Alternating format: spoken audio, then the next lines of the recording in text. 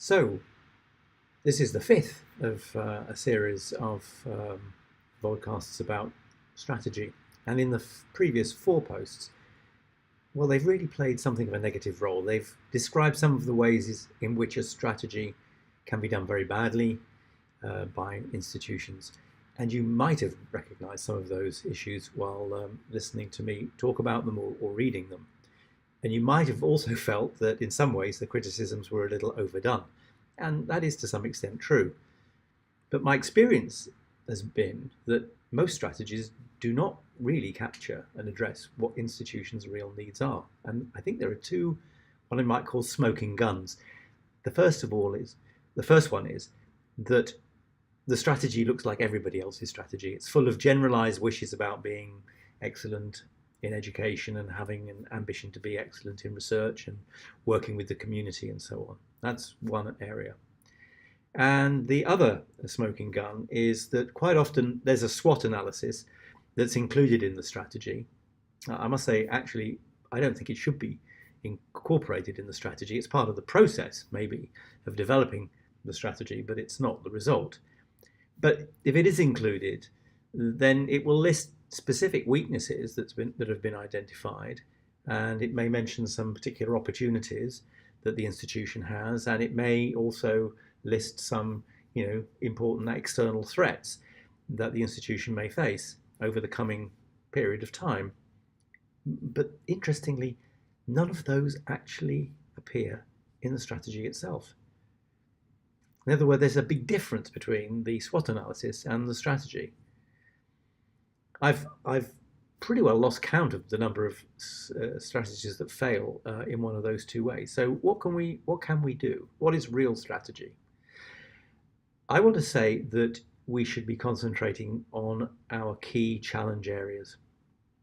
What aspects of institutional activity are currently presenting us with our major headaches?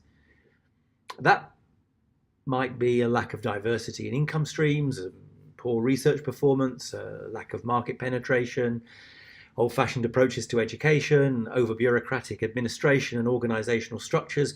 The list is as endless as there are various kinds of academic institutions. And we can't do everything. So we should try and see if some of these areas can be understood as falling under a greater challenge area, or as if some are clearly have a greater priority than others. Half a dozen, about six, is about as much as can be sensibly addressed in a medium-term strategy of, let's say, 5 years. The next step is to undertake a rigorous, in-depth analysis of these challenge areas. We need to identify all the distinct issues that make each of these areas problematic for us. In the last post, we ended up by listing the real reasons why research performance, for example, was a challenge to our imaginary institution. But these were neither contained within or appropriately analysed in the strategy. There may be very many different, sometimes overlapping, sometimes competing reasons why the challenge area presents itself to us as a problem. And this is in fact rather like a SWOT, but it is in some ways more direct and simpler. In some ways, you can think of a challenge as being a combination of internal weaknesses and external threats. But I've found that working directly on challenges has two benefits. First, it avoids philosophical niceties and arguments about whether something is actually internal or external to the institution. Let's avoid irrelevant discussions. We probably find anyway that a challenge has both internal and external aspects.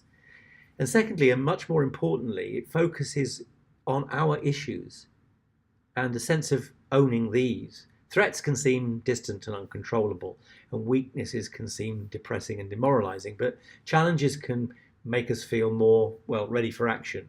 And of course, we can turn them into opportunities. You may talk about, what about those strengths and opportunities that we would see in a SWOT analysis? Well, opportunities, they come later in this process I'm discussing. And as for strengths, I've yet to find any SWOT activity that doesn't find it dead easy to list strengths, and indeed to overestimate them. And it spends far too much time discussing them. They come out easily enough in discussion. Well, That's enough for now. We'll continue this description of how to adopt a challenge-based approach to strategy in the next post.